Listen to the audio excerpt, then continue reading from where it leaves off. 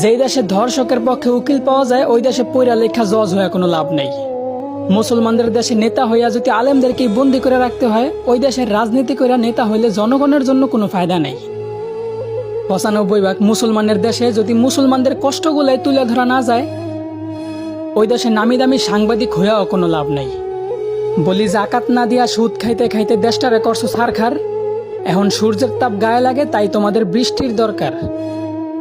আলেমদেরকে বন্দি করে আবার আলেমদের মাধ্যমে আল্লাহর কাছে বৃষ্টি কামনা করলা। বিষয়টা এমন হইল না যে কোনো এক ফল গাছের গোড়া কাইটা ফেলাইয়া সেই গাছ থেকেই আবার ফলের আশা করলা। যে সময় ৩ থেকে ৭ বছরের শিশু মেয়েরাও ধর্ষণ থেকে নিরাপদ না, সেই সময় দ্বারাও আমরা নিজেদেরকে শ্রেষ্ঠ জাতি হিসাবে দাবি করি। যে সময় ফ্রি মিক্সিং ভাবে পড়ালেখার কারণে বিভিন্ন জায়গায় শিক্ষক দ্বারা ছাত্রীরা ধর্ষিত হইতাছে, সেই সময় দ্বারাও আমরা শিক্ষার মানদণ্ড নির্ণয় করি। একদিকে দেশের মান্যগণ্য লোকেরা দেশের গরিবদের দিকে না তাকিয়ে বিলাসিতায় দিন কাটাইতেছে, ঠিক সেই সময় আমরা নির্লজ্জের মতো আবার দেশের রেমিটেন্স যোদ্ধা প্রবাসীদের নিয়ে সমালোচনা করি। হ্যাঁ, এই সময়ও দেশের প্রধানমন্ত্রী একজন মহিলা, কিন্তু তারপরেও দেশের মা বোনদের আমরা ধর্ষণ থেকে বাঁচাতে অসক্ষমতা প্রকাশ করি। বলি মুসলিম দেশে বিধর্মীরা হত্যাকাণ্ড চালায়, তার কোনো বিচার নাই।